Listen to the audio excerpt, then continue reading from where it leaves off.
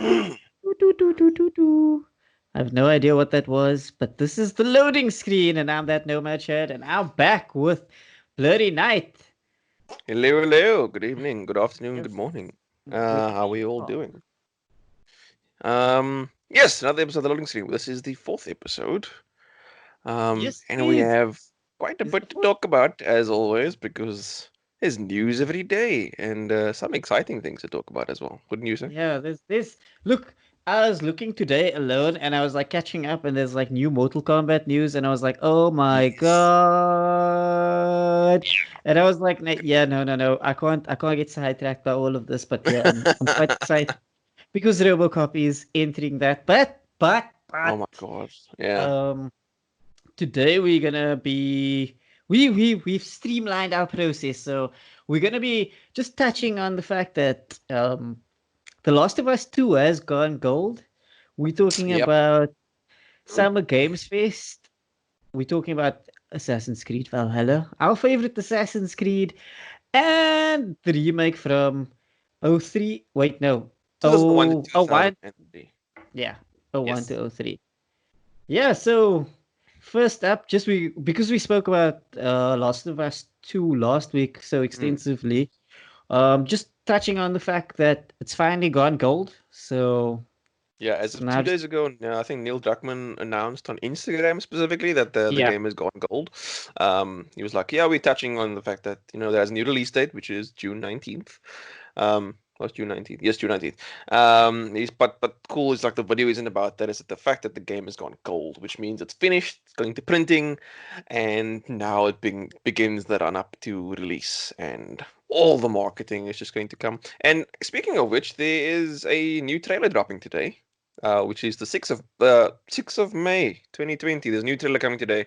I think it was 7 a.m. PST, which is Pacific Standard Time. I'm not sure what time it is here. I think that's about. It might actually be now. It might be after three. it could be.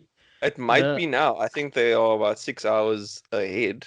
Um, but anyway, yes, the most important thing there is that The Last of Us 2 has gone gold. And I'm so excited, despite having parts of the game spoiled for me. I'm so excited for The Last of Us Part 2. and I can't just wait. on you are way too excited. I'm hyped. uh, Okay, I'm done. no, I too am hyped. I have seen the spoilers. I'm not one who really cares about it much. Like, I'm gonna play the game. I'm gonna enjoy it. They also found out that it wasn't a disgruntled employee. It was a server hack that happened. Yes.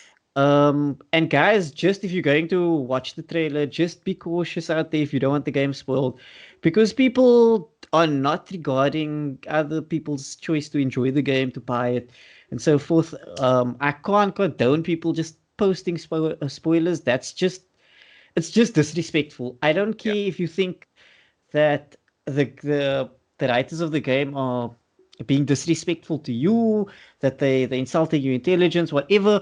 Like they can make the game they want to make, and that's that. And at the end of the day, you've got to respect that. You can't just go out there and throw your toys out of the cart. That's just my personal opinion on the matter. And if you don't want to get the game, then just don't buy it. Like if Yeah. you Like, don't be so touched, guys. no one's forcing you to play it. So yeah, I echo that sentiment. I don't condone spoiling of major plot points specifically. Because in for me specifically, spoilers can kind of ruin a game. I mean, at least parts of a game. No, So for sure. if you can help it, try to stay away from comment sections or anything related to this game. Hell, Mute even games that everything. aren't related, like even watch out for like Ghost of Tsushima footage. Like, don't go into comment section on Just avoid. articles, tweets, trailers. Just it's a bit of a Just minefield out there. no, no. Navigating it is a bit risky right now. You might Even run on the into a spoiler. Discord, on WhatsApp, don't listen to anybody say anything. Just close yourself off. Stay Protect your away. peace. Stay Protect your away. peace. Keep your distance. Yeah. Social So distance. yeah. Social distancing, guys. From the gaming news. And then so onto like the big news piece. So Jeff Keighley, he Jeff Keighley. tweeted. Yes, Keely. I keep saying Keely. I don't know why. I keep seeing like a T in there. Keely is like he tweeted last week about Summer Games Fest, which is essentially taking over from E3, which is because I mean E3 has been dying a slow death over the last few years. It's kind of like lost its sheen as like industry standard, Mm. the go-to conference where we hear about all these great games. It's kind of been losing that over the years, and now with everything happening in the world and E3 being cancelled, I mean, Jeff came along and basically took a hold of the industry and said, you know what, we're gonna give you 4 months of this of just pure gaming news. And I mean, it's all digital. It's going to yeah, it's amazing. Summer Game Fest is coming. It starts actually from tomorrow, if I'm not mistaken. Tomorrow, yeah, tomorrow is the first conference, or the Mm, well, I don't know what to call it. The next slot, I suppose. What would you call it? I suppose. Let's say it's an event. Tomorrow is the first event, mm. which is You can inside call it the press Xbox, con. which is the first look at Xbox Series X gameplay, which is extremely exciting because we're heading into that next gen marketing plan now, and we're And gonna see actual footage. the You're not hype just is gonna see starting to specs. build. Oh, it's crazy. You're not just gonna see specs anymore. You're gonna see actual gameplay from games that are yet to be released, and possibly games that already run on the Xbox One will be shown running on the Xbox Series X, and that's amazing. I remember when the Xbox One was about to come out, and it was just exciting. Yeah. I'm Look, feeling that kind of buzz again, and I'm looking forward to it. it's an exciting time, and I think now especially so before I actually like complete my points, I want to ask you two questions. Do Mm, you think this is the end of E3 as we know it? Do you think that Summer Games Fest, given that it should be a success, will mm. become the industry standard for sort of gaming conferences going forward? And then how excited are you for the next 4 months? Like, I mean, it's a lot. It's a ton of stuff going on. Look, there is a lot going on, and first question: if this is the end of E3, I'm not sure. It could be. It would make sense that it would be because it's cheaper for developers and it's cheaper Mm, for the people arranging the expo. Um, and I'm not sure if it is the end of it. I feel like once this whole pandemic thing and social distancing thing is at an end, would be that in the next year or 2 years, I feel like XE3 will possibly make a return. But I feel like the Summer Game Fest is actually what it should be. It's people showcasing their games, and you can, as a journalist or even as a normal, run-of-the-mill gamer. gamer, you can watch from the comfort of your home, and Mm, it's I feel like it's gonna save devs so much more money and publishers so much more money because they don't have to book flights to Los Angeles to go and then accommodation mm, and then return flights. It's just it makes so much more sense to be done this way digitally. I mean, Nintendo has made an amazing stride by doing only Nintendo Directs, and it's mm, essentially a recorded video with voiceover over it, new game footage, and it still gets me excited every mm. 1 to 2 months we get it. So the Game Fest, Summer Game Fest makes sense to me. As for your second question, I'm extremely excited. I'm looking quite forward to seeing what they're going to have, specifically tomorrow for the Xbox Series X. I want to see Mm. what this baby can do. But I mean, it's over 4 months. That's amazing. Like this month we have Xbox Series X and we have I We can't got see what it is. Sunrise, Is it which Sunrise? is yeah, he's got a surprise game reveal on May Oh 12th, which yes, yes, is that's right. so So it's he's called got yeah. Sunrise One, which is obviously not the name of the title because it's Yeah, a yeah. surprise. So, but Mhm. again, I said get Jeff Keighley. Why am I saying Jeff Keighley? It's Jeff Keighley. Damn it! So No, Sunrise but is the surprise. And then next month there's like Cyberpunk 2077, which is another hot title mm, I'm looking forward to. And there's EA Play as well on the same day as the Cyberpunk reveal, or not reveal, but more info. And the Steam Game Summer Festival, where you yeah, can that's like also actually play previews of games coming to Steam. And obviously, once you've had your little enjoyment, you can wishlist them, which is crazy. And then also July is TennoCon, which is I'm not sure if you play Warframe. yeah, that's Warframe all the is updates. quite massive. Yeah, Digital Extremes will be talking about what's happening next in Warframe and what players can expect, and the kind of content they'll have planned for them, which is crazy because I mean this is a free-to-play game, and sure I mean, you it's could been spend going money on for it for years now. I mean, years. I Warframe's been It's out been around since like what, since the 2013, release of the 2014? PS4. So I think it's 2013.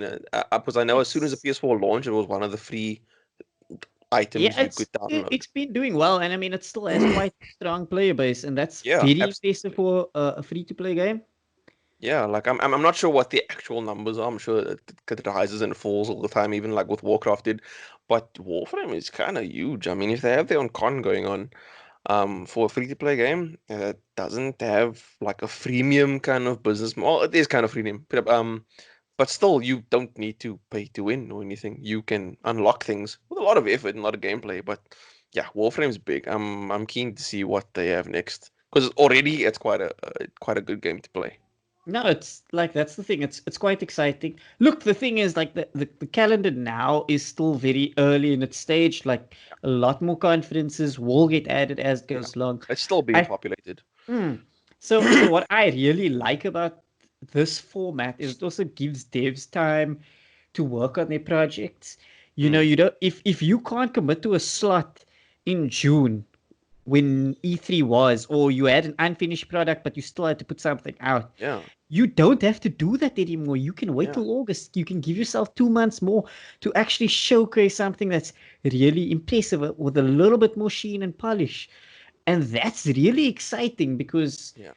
you you're gonna get devs who are gonna put out like the quality of what we're going to see is, I think it's going to improve significantly, Mm.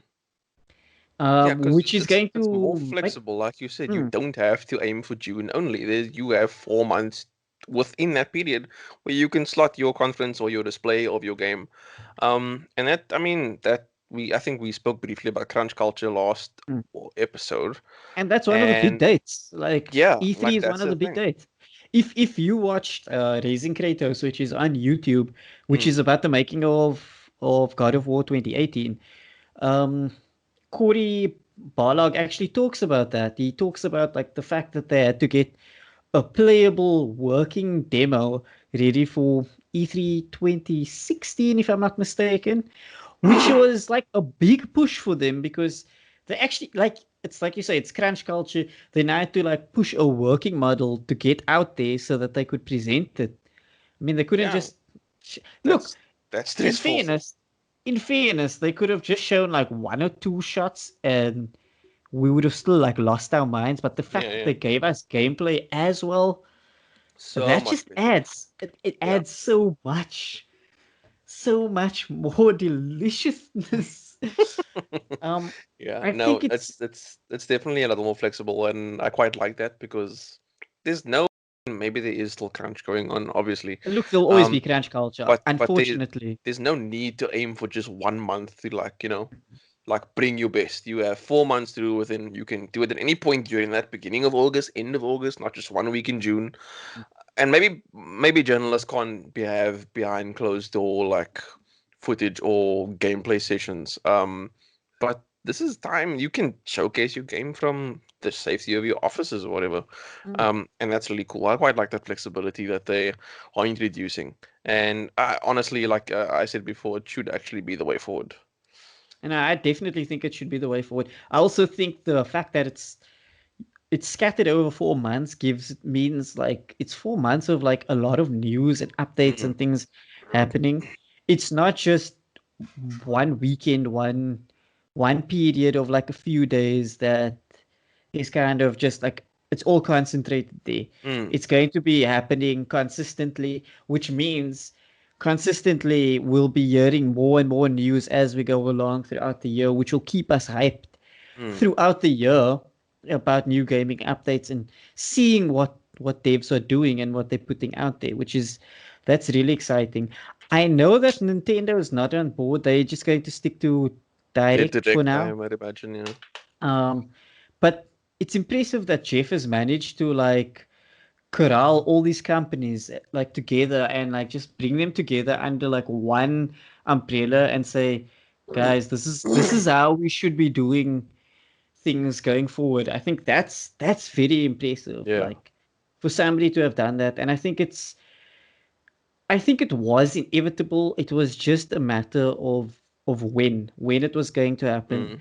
Because, like you've said, Nintendo's had Nintendo Direct, Sony's had State of Play, and now it's kind of just like upping that to the next level Yeah. and like kind of expanding on that as a whole. So Look, I yeah, mean, I'm quite keen.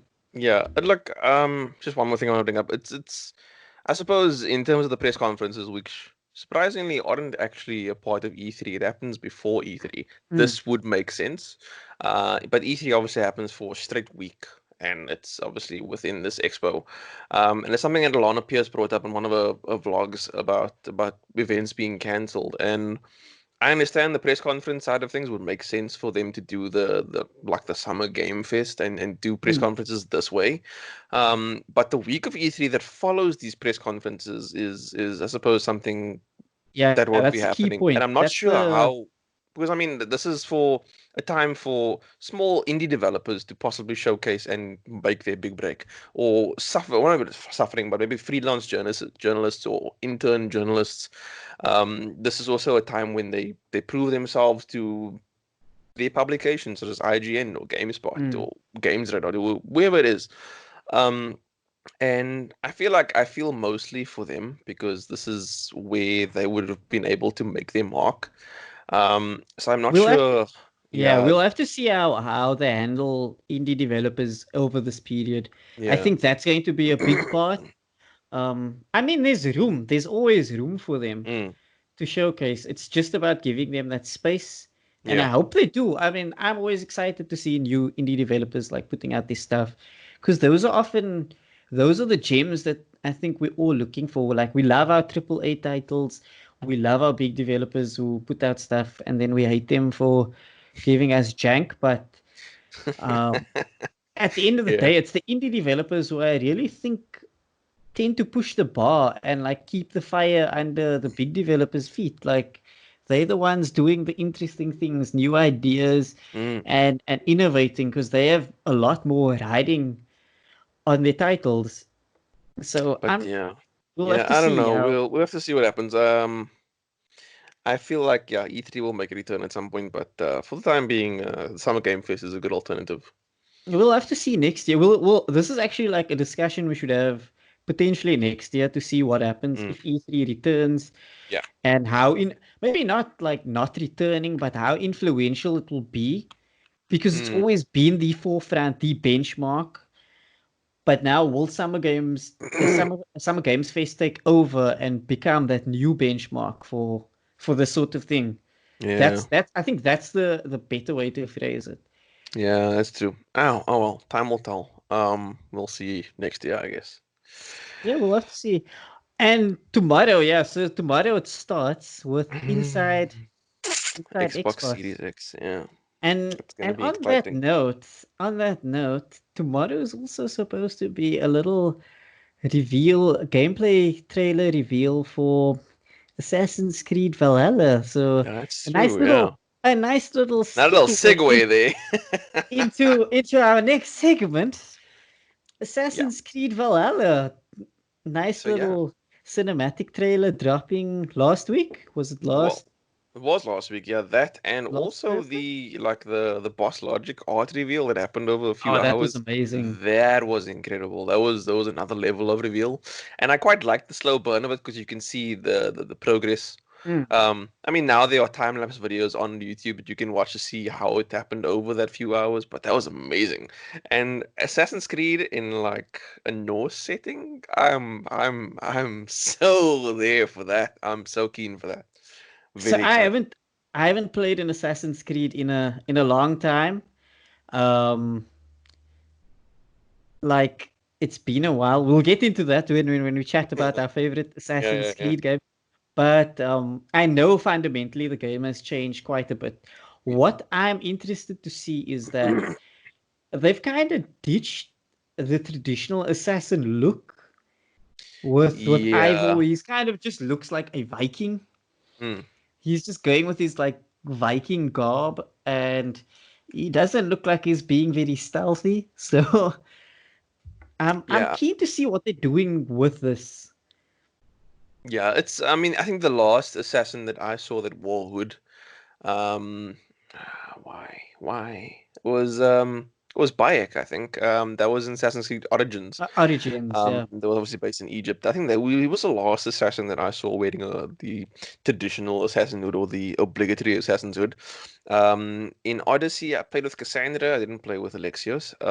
And she didn't wear the hood at all during the time that I played. I didn't finish it. So maybe she gets it later on in the game. But everyone's screenshot that I've seen, I've never seen she wearing wearing a hood unless there's a certain outfit that people are not wearing, which is like the assassin's outfit. And just like Cassandra, and it seems that Ivor is not wearing a hood. So it seems that maybe they're doing away with the hood. It's more a I don't know. It seems kind of silly because people are like, oh, that guy's wearing a hood. He's an assassin. Get him. Yeah, yeah. Like maybe it's a little too like and you want to keep your aesthetic, but maybe it's becoming a little impractical at this point. Mm. And maybe they're just focusing more on like how they've shaped history against Templar agents and use of the hidden blade and pieces of Eden and things like that. And obviously, wrapping the All narrative the around that. Yeah, about all around those them. like major story aspects.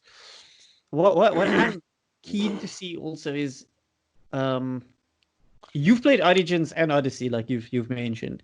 Mm, Um, it's apparently like Syndicate was the one before Origins, if I'm not mistaken, correct. and there was a big jump because it's now shifted more to being It's more an like an RPG, an open world RPG, RPG. which is interesting, and that excites me because in Valhalla you have settlements, you have all of these like little elements that they're adding in, so it looks like you're not just an assassin, but you're somebody who's trying to cultivate Viking culture as like through the Mm, Viking conquest.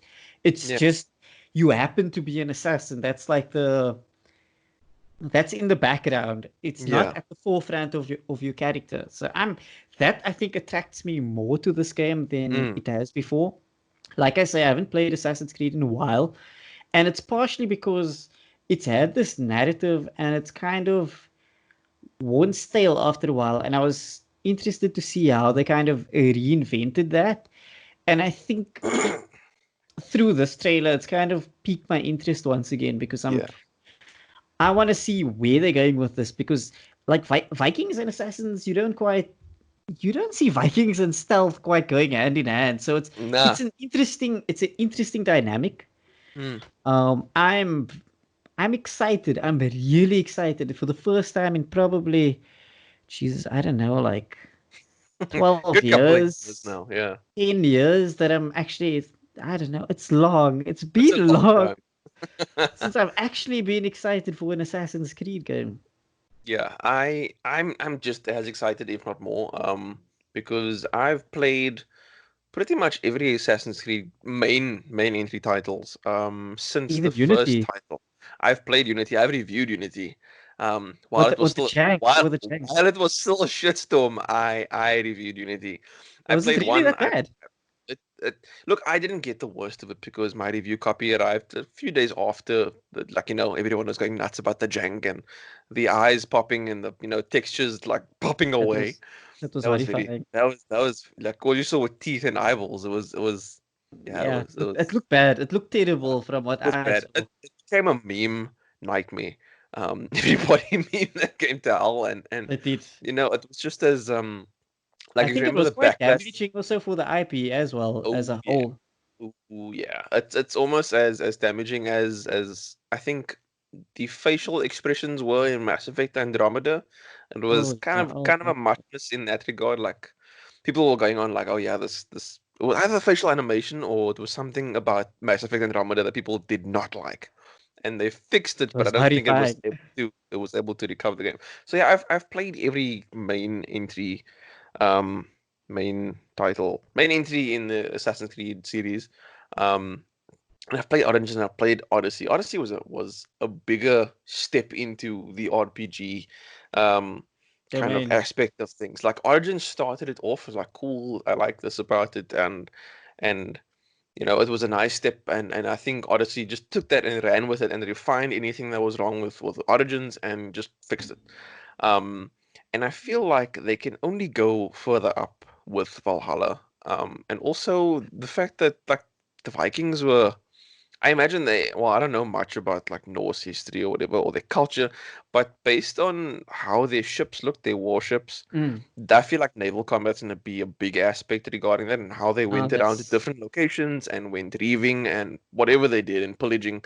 Um, that plus what looks like going to be very interesting combat in terms of Viking type axes or Nordish mm. axes, coupled with possible stealth segments because there's it's Assassin's Creed. There's some Yeah, kind no, of no, you have to have your stealth, your yeah. I obligatory stealth. I I think it's gonna be good.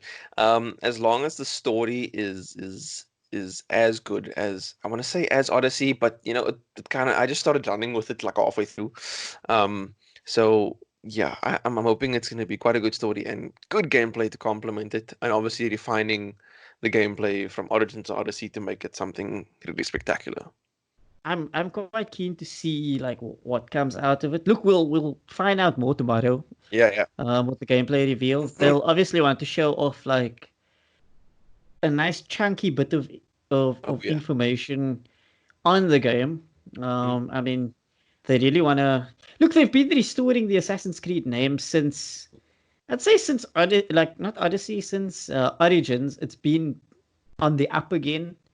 So I'm sure they're trying to hit that apex again. Um, with Valhalla. So I'm keen to see what happens.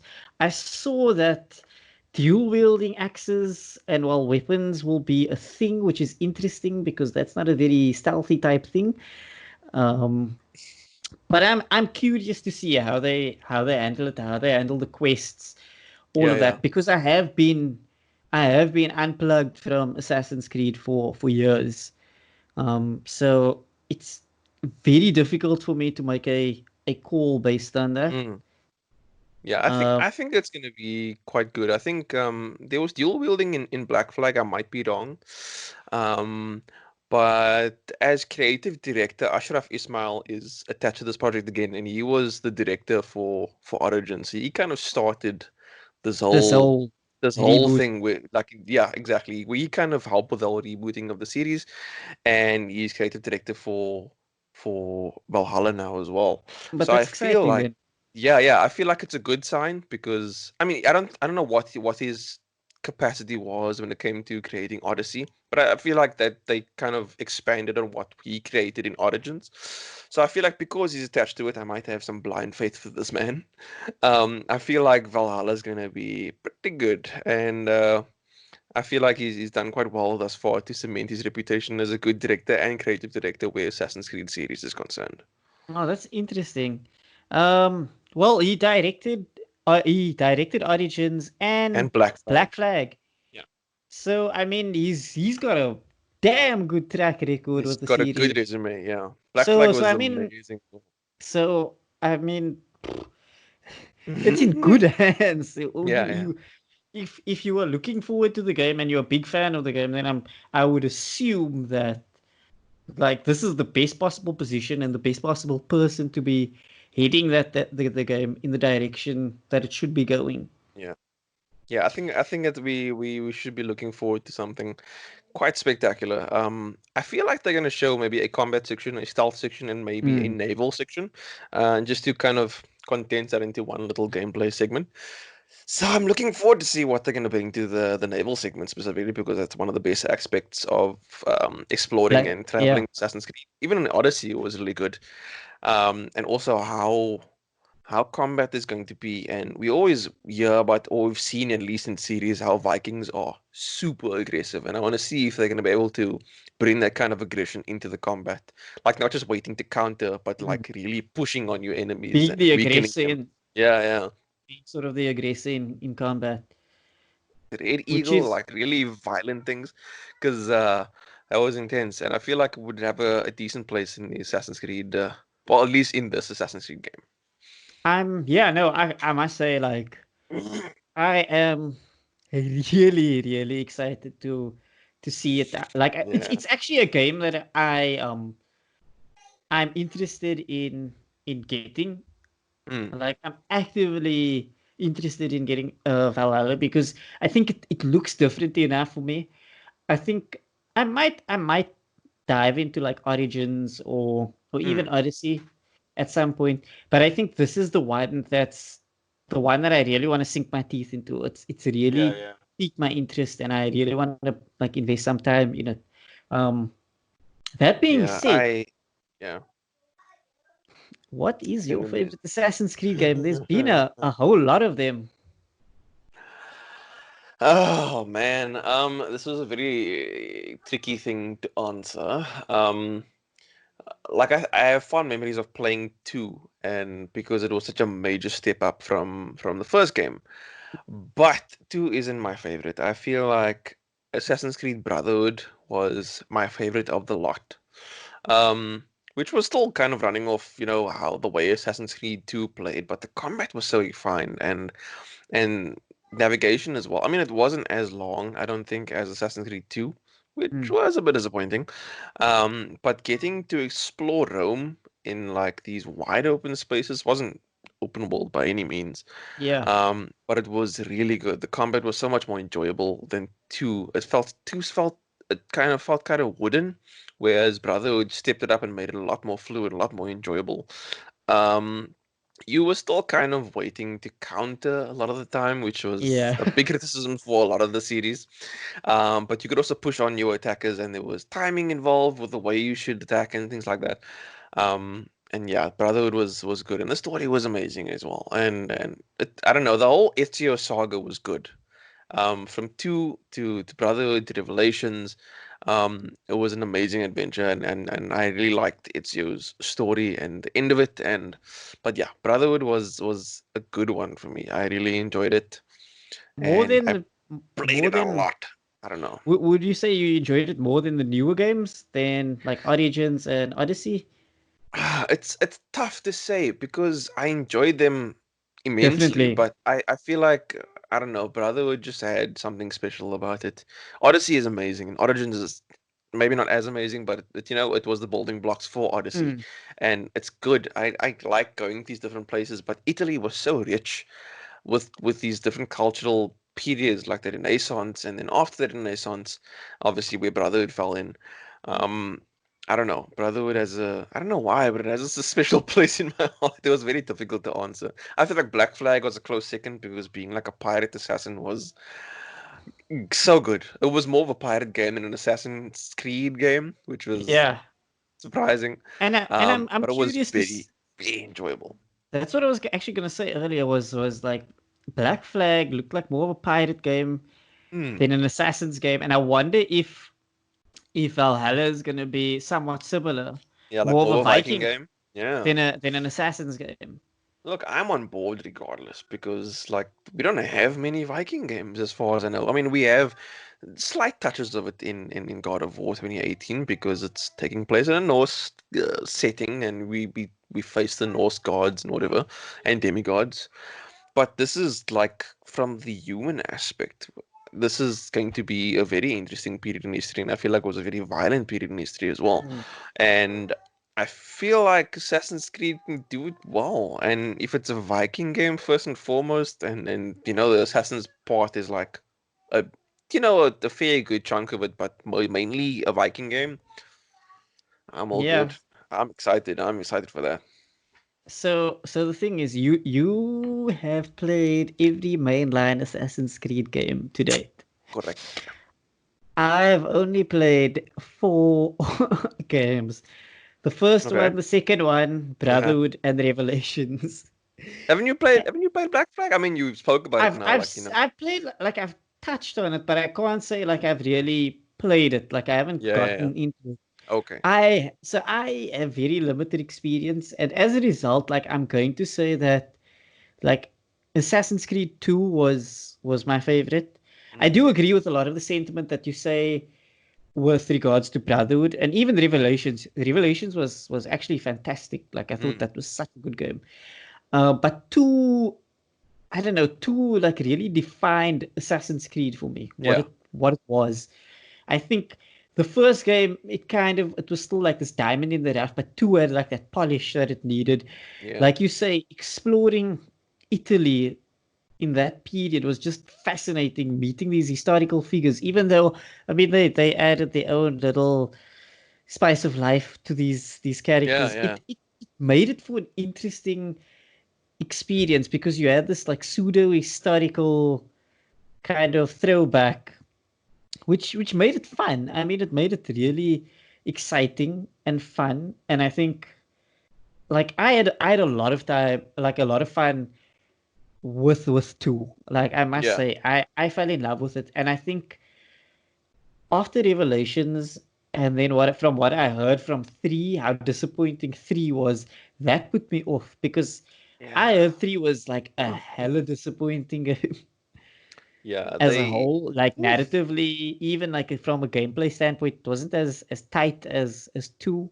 Mm, So that put me off, and then yeah. I just never got back on the wagon following Yeah. that because then it was Black Flag, then it was the disaster that was Unity, and then Wow. that Yeah. was yeah, that was the nail in the coffin for me. Unity really cemented the fact that I didn't want to play it again.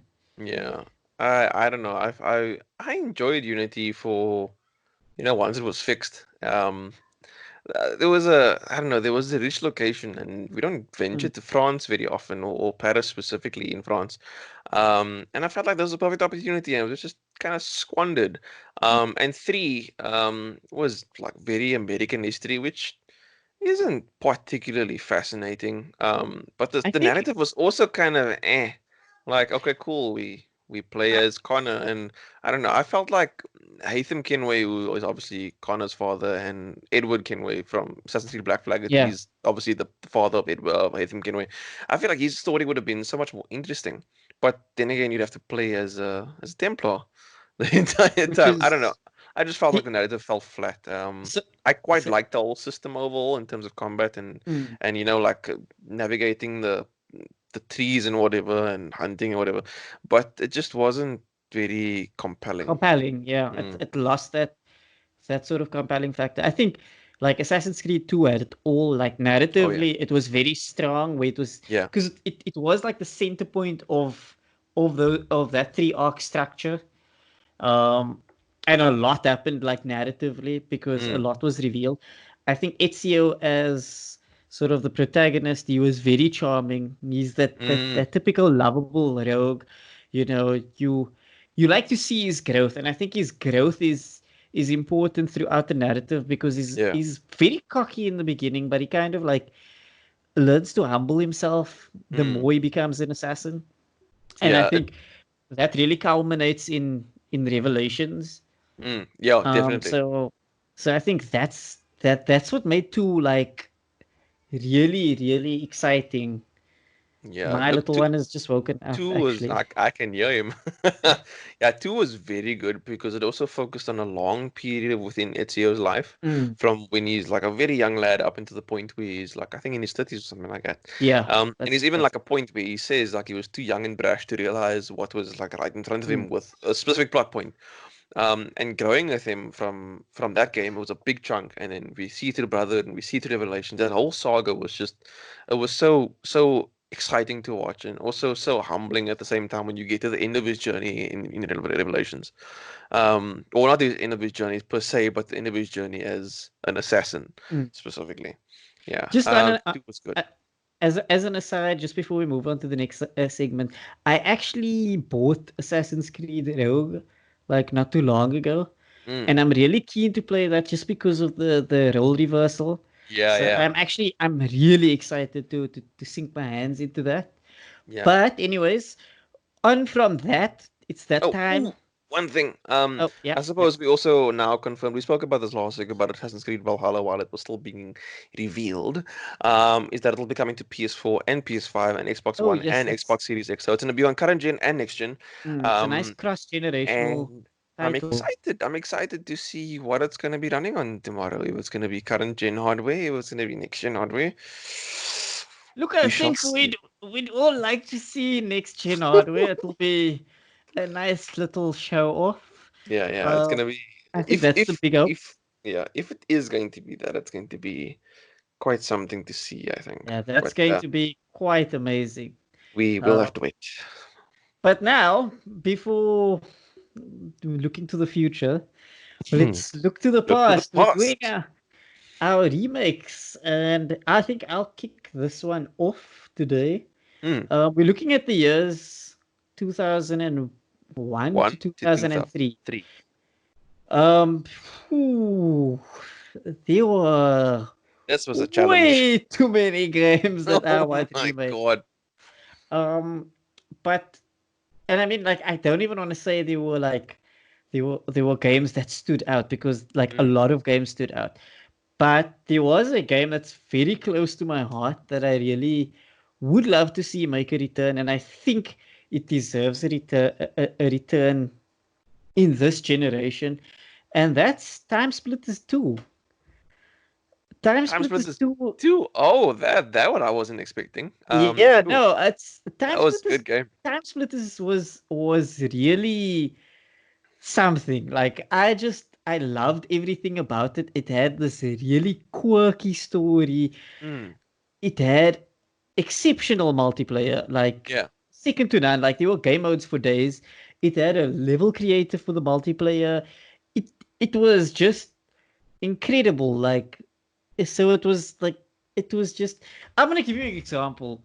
We used to play a ton of multiplayer Yeah, with yeah. Time Splitters 2, and we used to build levels.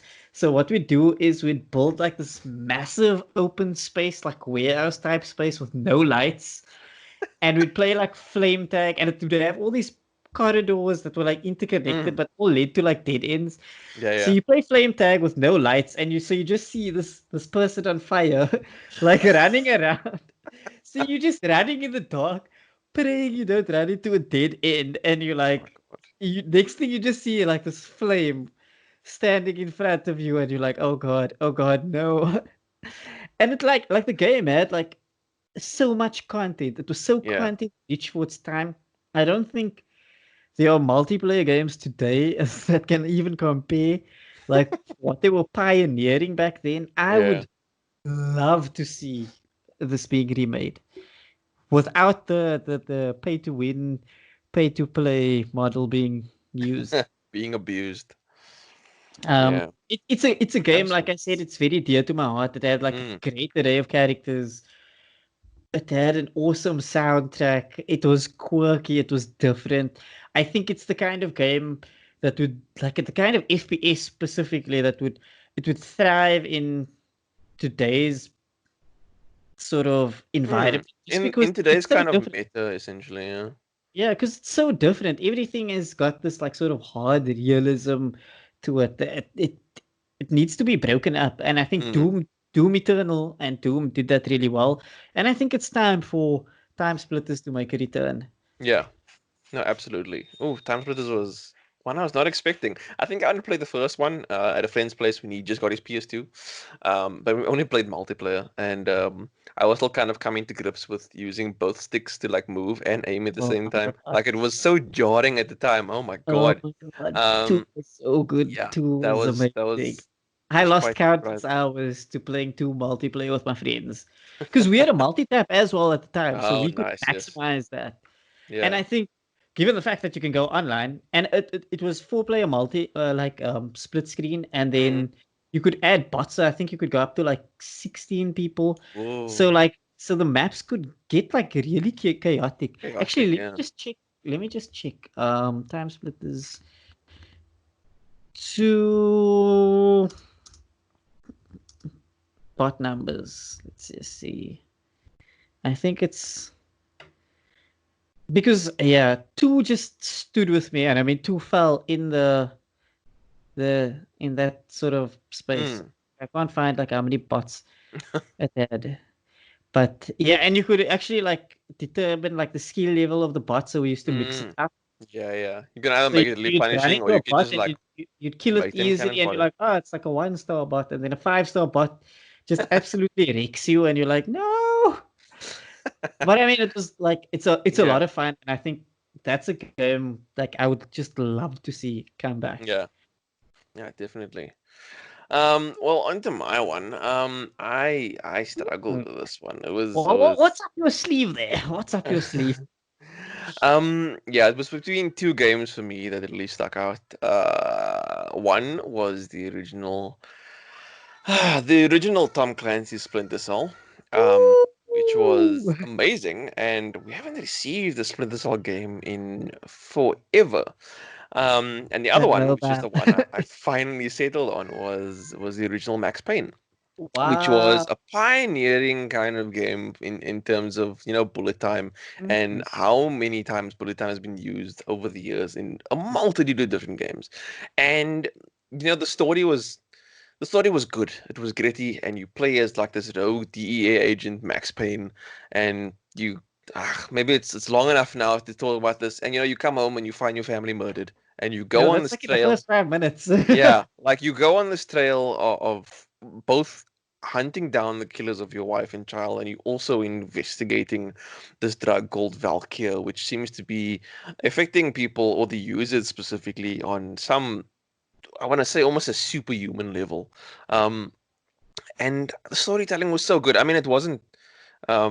It was kind of funny the way they utilized it or the way they did it Yeah, they in did. still images and of like a comic book or whatever, which is cool. I quite like that. But Max's face was just so hard to look at, and like not you can't not laugh at that face. Yeah, because it was Um, squashed. It was yeah, it like was this squash, and squashed he's like square. permanently like like, and they never change expressions, if I remember correctly. That No, was they don't. always the same expression.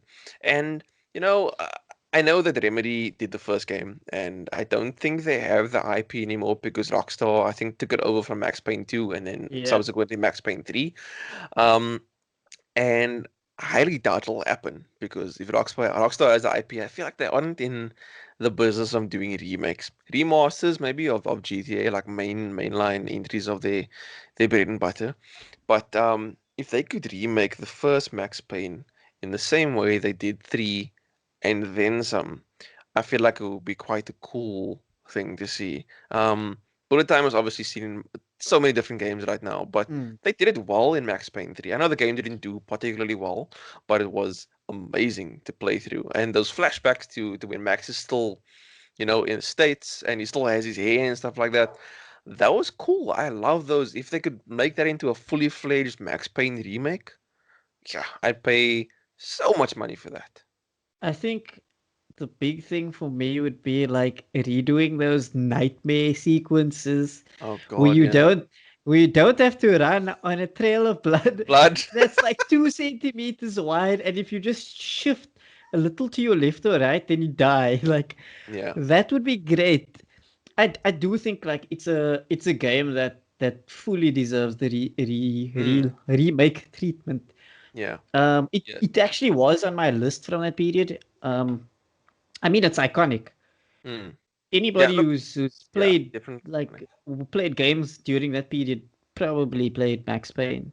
Yeah, absolutely. And I feel like you mentioned the whole trail of blood thing, falling off the map if you kind of miss the Mm. trail in Hated like that. pitch darkness. That is absolute bullshit, to be honest. It's a shit mechanic. But because it's a remake, they can take kind of liberties with the way they execute that.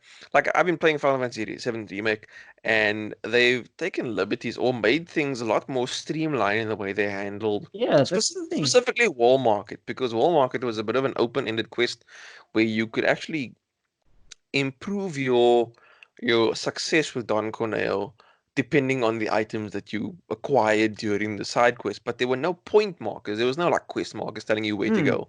Whereas the remake does tell you where to go. And I mean there's still some, I want to say, like unpredictability to it, because depending on the dialogue choices you are going for, it plays out differently, and Cloud wears a different dress. Um, and I feel like that could be handled a different way if they ever, please do it, do a Max Payne remake. They could take liberties, remove the bloodstain trail completely, or do it, but do it in a I way mean, that you, works in you modern gaming. the thing is like those nightmare sequences, they can do anything with that. They Exactly. can legitimately do it. Doesn't have to stick to what it was back then. It was part of, I would say it's part of the narrative, but you can do anything you want to. They can re-envision the entire world of New Exactly. York. So I mean, I would be keen on that. It sounds exciting, playing a game like Max Payne at the time. I remember like friends would say like the way they describe it was like in the Matrix when he dodges bullets. Now you Yeah, can yeah, do yeah. that in the game, and that was like bullet time was Wow. just such a mind blowing thing at the time. Like in video games, you were like, They what? did it. It's amazing. You can slow down time and like you see the bullets like move past in waves. Like that was That so cool. was Like that was one of the biggest draw cards of Max Payne initially, and then you experience the whole game. You're like, oh my god, this is a good game. Yeah, it was that amazing. The game was truly ahead of its time. Like yeah, okay, not that okay, I wouldn't say ahead of its time, but it was pioneering the industry. It was pushing yeah. it forward in a positive direction. And I mean, depending if Rockstar decides to sell the IP back to Remedy or something, I feel like they could pull it off. I mean, if you've played Control, you'll know that I haven't they've played got some Joe. serious stones there after creating Alan Wake and Control. Control was also exceptional. Hmm. I've heard it's And I really good. feel like It's very they could, impressive. yeah, it's really good. And I feel like they could make something. If they'd ever do a Max Payne remake, if they ever get hold of the IP again, I feel like they could do something quite special with it. Do you think it has to be Remedy that redoes it? I, You I I don't think honestly don't think so. No, I feel like Rockstar could do it, but I feel like the likelihood of them doing it is very, very low. Whereas I feel like Remedy might be open to the idea of possibly doing it. I don't know why, but I get this feeling. I feel like I I just think get this feeling about Remedy maybe more likely to do a remake of Max Payne. it would be like really interesting to see if they decide to shake hands and say like, hey, we'll do it. You publish it and we do it. Like we'll Yeah, have to see. We don't know. that could be quite cool. But I feel like Rockstar does this thing where, They do aside everything from in house. They yeah, want to do aside everything in house. aside from LA Noir, which was Team Bondi, who subsequently went under, and obviously it was published by Rockstar, but everything else is in-house, like Hmm. Max Payne 3, GTA, Red Dead. I think Yeah, even they Total keep. Overdose, which is a PS2 game, was all Rockstar in-house. Yeah, no, they've. I mean, I think since PS3 days, they've just been Mm, like everything in house. So it's yeah, yeah, we'll have to see. Like we don't know. yeah. You They, know what they with they it could surprise us. they could. My thing is like new generation. The possibilities are Yeah. always there, Oh yeah. and it's Yeah. always like as a gamer, a remake is never a bad thing because Mm, you can completely re-envision the game. So you creating a new game with an old IP, and it's a whole yeah. new experience. It's a whole new experience, especially for a younger generation who might not have played it. Mm, But at the same time, it holds that same nostalgia for like older gamers exactly. who have gone through it, and it's like it's a nice way to relive that experience. Yeah, you attract both old and new audiences, which Mm. is which is like the best case scenario. You don't want to just attract old school gamers, or you don't want to attract just a new audience. If you get a combination of them both, that's a score. That's a win. Well, in my opinion, my very arrogant opinion. Yeah, I think that wraps it up for Yeah, the yeah. loading screen today. If you have any opinions on Summer Games Fest, what else was there? Assassin's Assassin's Creed Creed. Valhalla, your favorite Assassin's Creed as well, and also a remake of a game from 2001, 2003. Let us know. Is there anything specific you are excited about with Summer Game Fest? Let us know as well. And with Assassin's Creed, like let us know what you think of the gameplay trailer because this will be out after the gameplay trailer, so Yeah. you'd have known. But also be cautious of the comments because people are Oh gonna God. post about Yeah. The Last of Us. So Yep. just be cautious if you see a spoiler, if you see anything that might spoil it, like just get out of there. We understand that as well. Yeah. Just Protect yourself. Socially distance from just spoilers. socially distance from social media. That seems to be the best advice we can offer you right now when it comes to Last of Us 2 spoilers. If that's a fear for you, yeah, If, just avoid it. but if you want to share something that you want remade, yeah, feel free to like drop that. From 2001 to 2003, tell us what your favorite games were from that period. Yeah. Just share. I'm keen to hear what you guys have to say. Yeah, if we're gonna have a conversation about this would be so much more compelling for us, I think. For sure. So I'm that Nomad Chad. And I am the That Bloody Knight. and this is the loading screen. See you next time, and thank you so much for listening/watching. Peace. Cheerio. Beep beep beep beep beep. That's the outro music. That's my beeping. I'm like, yo, I am so keen for tomorrow's Yes, yes.